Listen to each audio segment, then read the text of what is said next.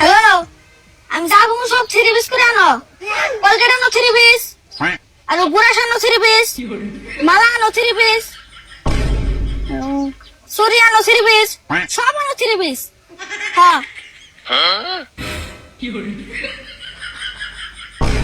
চাচা, কালকে যে ঠান্ডার বোতল নিয়ে গেলাম, ওখানে ঠান্ডার বোতল দাওছেন।